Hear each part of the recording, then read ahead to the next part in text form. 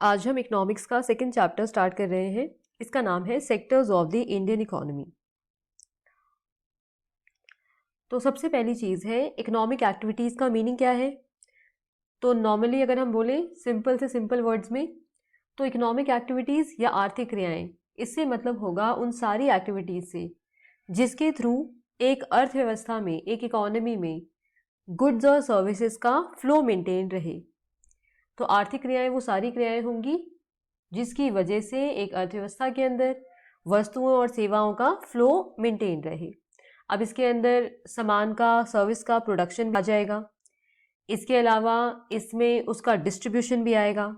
सामान प्रोड्यूस कर दिया, सर्विस जनरेट कर दी, इसके बाद उसको प्रोवाइड भी करना है लोगों को, उसका डिस्ट्रीब्यूशन आ जाएगा। डिस्ट्रीब्यूट कर दिया, अब कंज्यूमर्स उसको कंज्यूम करेंगे। तो चाहे वो प्रोडक्शन हो, चाहे वो डिस्ट्रीब्यूशन हो या वो कंजम्पशन हो, ये सब इकोनॉमिक एक्टिविटीज़ का पार्ट होगा। अब क्या होता है, बहुत सारा काम इंसान करता है, अलग अलग तरह का काम करता है ताकि अर्निंग्स हो सके। अपने लाइवलीहुड के लिए इंसान बहुत डिफरेंट तरीके का काम करता है। तो इकोनॉमिक एक्टिविटीज़ इस वजह से बहुत सारे तरीके की हो सकती है। बहुत सारा एक लिस्ट हम बना सकते हैं, इतना सारा लोग काम कर रहे हैं। तो अब सिंप्लिसिटी के लिए हमने उन इतने सारे डिफरेंट कामों को 3 कैटेगरी में डिवाइड कर दिया है। एक होता है प्राइमरी सेक्टर, दूसरा है सेकेंडरी सेक्टर और तीसरा हमारा है टर्शरी सेक्टर। तो इसका मतलब प्राथमिक क्षेत्र, द्वितीयक क्षेत्र और तृतीयक क्षेत्र। अब देखते हैं क्या क्या है तीनों क्षेत्र। तो हमारा सबसे पहला है प्राइमरी सेक्टर। अब इंसान बहुत डिफरेंट तरीके के काम करता है, हम जान रहे हैं, पैसा कमाने के लिए। तो उन डिफरेंट तरीके के कामों में एक कैटेगरी हमारा है प्राथमिक क्षेत्र का, प्राइमरी सेक्टर का। इसके अंदर हम उन सारे कामों को इंक्लूड कर देते हैं जो काम डायरेक्टली नेचुरल रिसोर्सेज को, जो प्राकृतिक संसाधन है, उसको डायरेक्टली यूज करके करे जा रहे हैं। जैसे बहुत सारे इसके एग्जाम्पल हो सकते हैं। एक हमारा एग्रीकल्चर है, हम जानते हैं, खेती तो इसका सबसे बड़ा एग्जाम्पल है, प्राइमरी सेक्टर के अंदर आएगा। डेयरी है, एनिमल्स को पाल रहे हैं दूध के लिए, बाकी किसी पर्पस के लिए। इसके अलावा फिशिंग है, देन फॉरेस्ट्री। तो ये सारे एग्जाम्पल हैं प्राइमरी सेक्टर के, जहाँ पे हमने ऐसा नहीं किया है कि हमने कुछ सामान लेके कुछ और बनाया है। हम ऐसा कुछ भी नहीं कर रहे हैं। नेचुरल रिसोर्सेज का डायरेक्टली इस्तेमाल करके, इन सब एक्टिविटीज़ में नेचुरल रिसोर्सेज का डायरेक्टली इस्तेमाल करके लाइवलीहुड जनरेट किया जा रहा है, प्रोडक्शन पॉसिबल हो रहा है इस वजह से। अब इसको प्राइमरी कहते क्यों हैं, प्राथमिक क्षेत्र क्यों कहा जाता है? तो इसका रीज़न है, ये प्राइमरी है क्योंकि ये बेस है, ये बेस है बाकी सामान के प्रोडक्शन के लिए। प्राइमरी सेक्टर प्रोडक्शन करेगा तो ही जो हमारा सेकेंडरी सेक्टर है उसको रॉ मटेरियल मिल पाएगा। तो बाकी सामान, बाकी जितने भी प्रोडक्ट्स हैं, उनको प्रोड्यूस करने के लिए ये एक बेस प्रोवाइड करता है। इस वजह से इसको प्राइमरी कहा जाता है। अब इसमें जो हमने देखा इतने सारे काम आ सकते हैं, तो इसके अंदर एग्रीकल्चर, डेयरी, फिशिंग, फॉरेस्ट्री सब कुछ आता है। और इस सेक्टर का एक और नाम भी है, इसको हम एग्रीकल्चर एंड रिलेटेड सेक्टर यानी कृषि एवं संबंधित क्षेत्र भी इसको कहते हैं, क्योंकि एग्रीकल्चर इस सेक्टर का बहुत ज़्यादा इम्पॉर्टेंट पार्ट है। ओके, फिर हमारे पास है सेकेंडरी सेक्टर या द्वितीय क्षेत्र। इसका मतलब होता है जब हमको रॉ मटेरियल मिल गया, हमको कच्चा माल मिल गया, अब उसको हम किसी और सामान में कन्वर्ट कर दें। हमारे पास में रॉ मटेरियल था, उस रॉ मटेरियल का इस्तेमाल करके हमने उसे किसी और सामान में कन्वर्ट कर दिया, चाहे मैनुअली हाथ से या हम मशीन का इस्तेमाल करके, किसी भी तरह से। अगर रॉ मटेरियल को, कच्चे माल को हम किसी और प्रोडक्ट, फिनिश्ड गुड में कन्वर्ट कर रहे हैं, तो ये हमारा सेकेंडरी सेक्टर का पार्ट होगा। इसके बड़े सारे एग्जाम्पल हो सकते हैं, जैसे शुगर केन है, गन्ना है, तो उससे हमने गुड़ बनाया, जैगरी प्रोड्यूस करी, तो ये सेकेंडरी सेक्टर का पार्ट हुआ। और क्या एग्जाम्पल है, बहुत सारे एग्जाम्पल पॉसिबल है। कॉटन का फाइबर लिया और उससे हमने कपड़ा बना लिया, ठीक है, तो ये हो गया। इसके अलावा और जो अलग अलग तरह की मैन्युफैक्चरिंग्स हो रही हैं, वो सब इसका पार्ट है। तो इसी वजह से इसको मैन्युफैक्चरिंग सेक्टर भी कह देते हैं और इसको हम इंडस्ट्रियल सेक्टर यानी औद्योगिक क्षेत्र भी इसको कहा जाता है।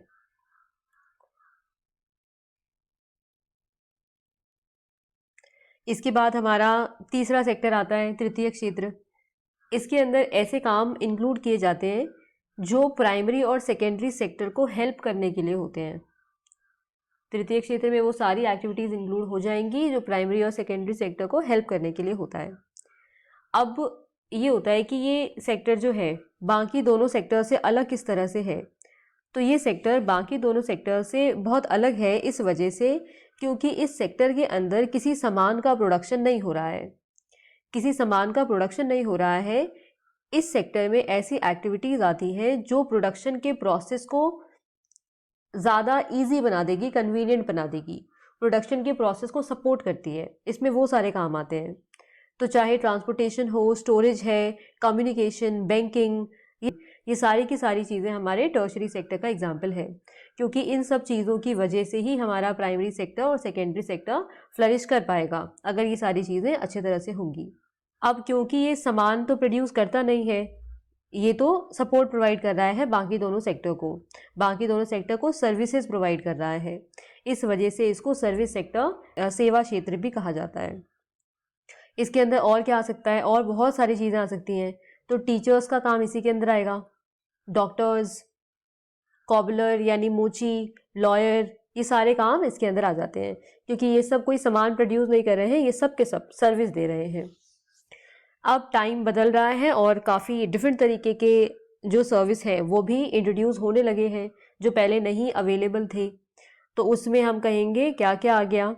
इंटरनेट कैफ़ेज़ अवेलेबल हैं, एटीएम फैसिलिटी, तो एटीएम बूथ हो गया इसके अंदर, कॉल सेंटर है, कॉल सेंटर की जो सर्विसेज हैं, सॉफ्टवेयर कंपनी इस्टेब्लिश हुई है, ये सब का सब हमारा सर्विस सेक्टर के अंदर आ जाता है।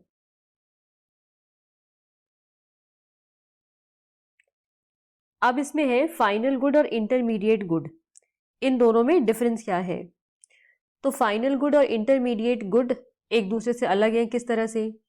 फाइनल गुड को किसी प्रोसेसिंग की ज़रूरत नहीं है, यानी इसको एज इट इज़ कंज्यूम कर लिया जाता है, इससे कुछ और नहीं बनाया जाएगा, कुछ और बना के उसको बेचा नहीं जाएगा, तो इसमें फर्दर प्रोसेसिंग नहीं होता है।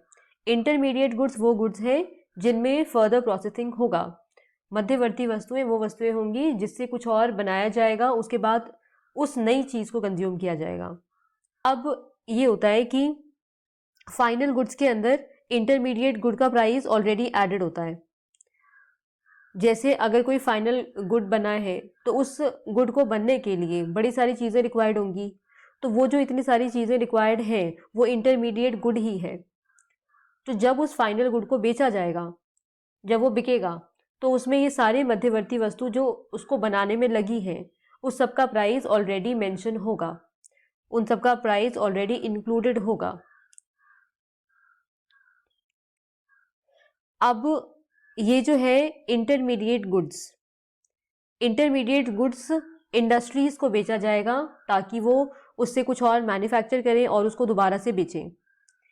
इसके लिए फाइनल गुड को डायरेक्टली कंज्यूमर कंज्यूम कर लेगा, उसको बेचा नहीं जाएगा कि आगे दोबारा बेचा जा सके। फाइनल गुड को दोबारा से नहीं बेचा जाएगा, एक बार ही कंज्यूमर ने खरीद लिया वो उसको कंज्यूम कर लेगा। जबकि इंटरमीडिएट गुड को खरीदता है एक दूसरा इंडस्ट्री, उसके बाद वो उससे कुछ मैन्युफैक्चर करेगा और फिर उसको दोबारा से बेचेगा। इसमें एग्जाम्पल अगर हम उठाएं तो मिल्क का एग्जाम्पल है। तो मिल्क जो है एक इंटरमीडिएट गुड है, अगर उसको रीसेल पर्पस के लिए रखा गया है, मिल्क खरीदा गया है और उस मिल्क को दोबारा से बेचा जाएगा तो इसको हम इंटरमीडिएट मानेंगे। पर अगर मिल्क खरीदा गया है ताकि उसको कंज्यूम कर लिया जाए हाउस होल्ड्स के थ्रू, घर के लोगों के थ्रू, मिल्क खरीदा गया, घर पे लाया गया और उसको दोबारा बेचेंगे नहीं, खुद से कंज्यूम करेंगे, तो उसको हम फाइनल गुड कहेंगे। इसका मतलब ये हुआ कि ऐसा पॉसिबल है कि एक ही सामान फाइनल गुड हो या इंटरमीडिएट गुड भी हो, बस डिपेंड करेगा कि उसका एंड यूज़ कैसा हुआ है।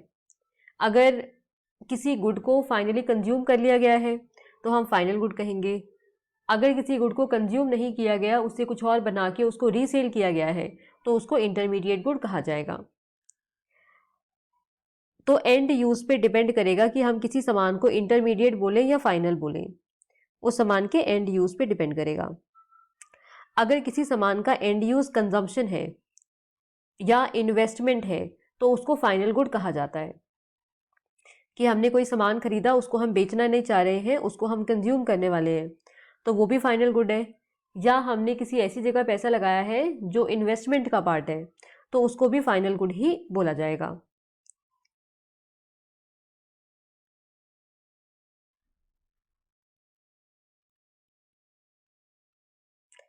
अब हमारे पास में है ग्रॉस डोमेस्टिक प्रोडक्ट। तो ग्रॉस डोमेस्टिक प्रोडक्ट या सकल घरेलू उत्पाद, इसका मतलब क्या होता है? इसका मतलब होता है एक साल के अंदर हमने अपने देश के अंदर टोटल जितना फाइनल गुड्स और सर्विसेज को प्रोड्यूस किया है उसकी वैल्यू। तो एक साल के अंदर एक देश के अंदर टोटल जितने गुड्स और सर्विस, जो फाइनल गुड्स और सर्विस है जिसका प्रोडक्शन किया गया है, उसका एक्चुअली वैल्यू क्या है, उसको ही हम ग्रॉस डोमेस्टिक प्रोडक्ट कहेंगे। अब इसको कैलकुलेट करना बड़ा कॉम्प्लिकेटेड काम हो सकता है कि हम पहले तीनों सेक्टर्स का निकालें।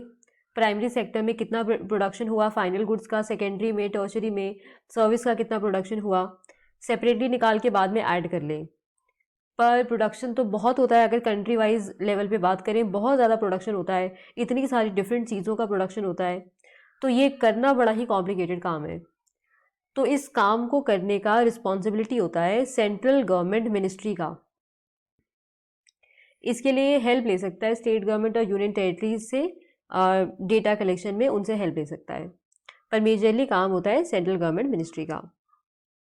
अब जब ये कैलकुलेट किया जाता है, ग्रॉस डोमेस्टिक प्रोडक्ट कैलकुलेट किया जाता है, तो उसकी कैलकुलेशन में सिर्फ फाइनल गुड को ही मेंशन करते हैं, उसी के वैल्यू को मेंशन किया जाता है। हम फाइनल गुड्स और जो सर्विसेज हैं उसकी वैल्यू को ही ऐड करते हैं, हम इंटरमीडिएट गुड्स की वैल्यू को ऐड नहीं करते।